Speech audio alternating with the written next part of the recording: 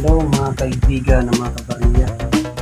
Ang ating topic ngayon itong mga barya na nagabog sa dagat. Ito ay nickel plated steel. Mga NGC series. Mayroong piso, mayroong 10 piso, mayroong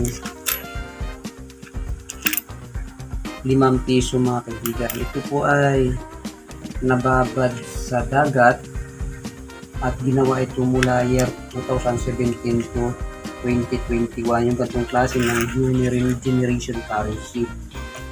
Bagong lahat mga kaibigan ay pakisuporta po natin sa akin. Yan po lilinisin natin para maibalik natin sa circulation. So, tingnan natin kung malilinis ito using tumbling machine. I-tumbled natin ng 1 hour gamit lamang itong tubig at saka itong Ariel powder soap. Kaya mga kaibigan, simulan natin. Lagyan natin yung barya dyan. So sana mga kaibigan malinis. Pagkitis natin ang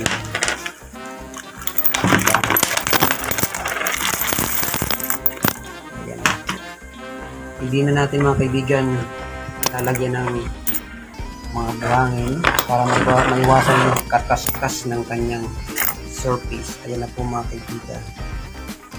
Susunod natin ilagay itong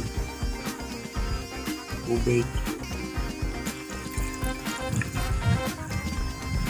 Ayan.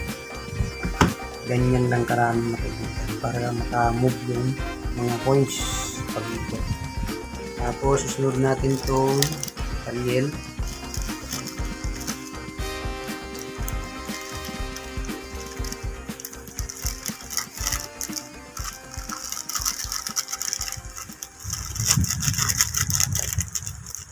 Kaya mga kaibigan, halos kalahati lang ilagay natin.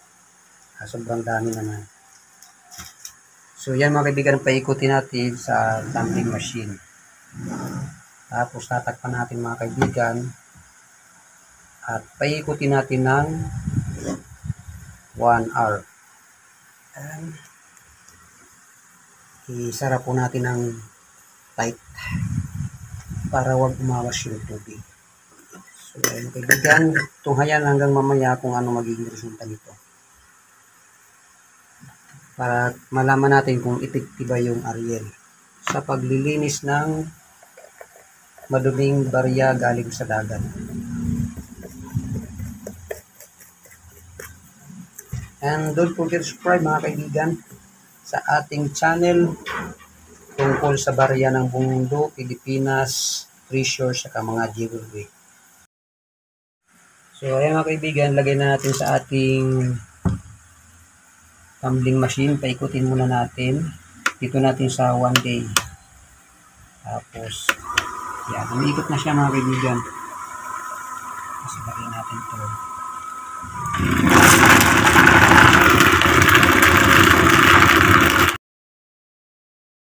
So ayan mga kabarya at mga katabig yung ating naikot na mga barya. Tingnan natin kapag yung isang oras kung ano yung nangyari. Atin ang buksan. Ginamitan na natin ng Ariel. Within 1 hour, pinaikot natin sa tumbling machine. So, tingnan natin yung experiment natin mga kaibigan kung epektibo ba yung Ariel powder sa paglilinis ng barya. So, ayan, nabuksan ko na. Buksan natin mga kaibigan. So, ayan mga kaibigan, mga kabarya, nabuksan ko na. Ayan yung nangyari sa ating pinaikot sa tumbling machine within 1 hour with Ariel. So, tatanggalan ko ng tubig para makita natin kung nalinis ba yung mga barya. Ayan mga kabaryawan, dumi ng tubig.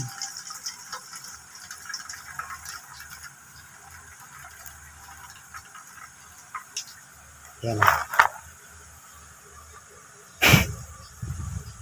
Ayan mga kaibigan, no? Nalinis ng Ariel yung mga barya. So, ayan mga kaibigan. So yung iba hindi ganong nalinis. Pinaikot natin mga kaibigan ng 1 hour lang. Na Ariel lang powder ang ginamit natin. So ang gagawin ko, lalagyan ko ng tubig para makita natin kung nalinis. Yan.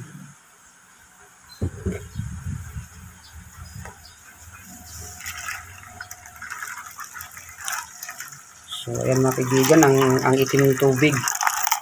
So kanina sobrang dumi niyan mga kaibigan, oh. Ayan, oh. Ayan na siya ngayon.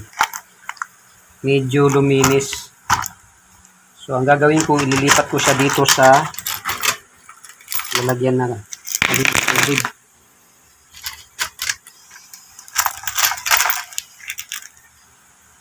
Ayan. Yan po ay galing sa dagat mga kaibigan. Kaya pagka sa dagat nalubog yung ating mga nickel plated steel, ay talagang nasisira na po yan ng tuluyan. So ayan, so, padami pa. Nasa 200 pesos po ito mga kaibigan.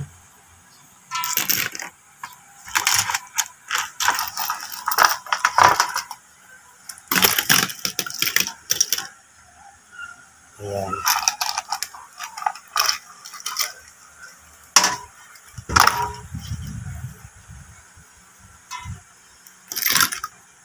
So, ang intention po natin ay hindi pakinangin, pakintabin, kundi linisin lang para magamit sa circulation. Kung mapapansin yung tubig, napakadumi mga kaibigan. Talagang super dumi nung barya na to. So, ayan na mga kabarya, oh. Yung mga nilinis natin na barya, ayan na siya, oh. Maraming nalinis sa 1 hour na paikot sa tumbling machine at may Ariel.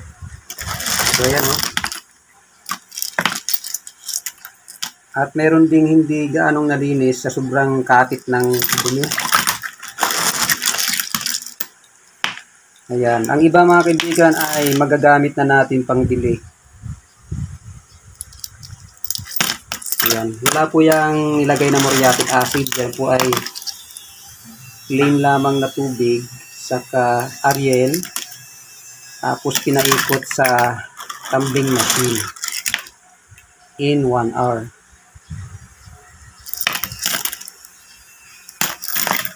Ayan mga kaibigan, pwede na siyang gamitin pambili ng mga gamit sa bahay. So ayan mga kaibigan, maraming salamat po sa pagtitiwala. God bless you all. Bye-bye!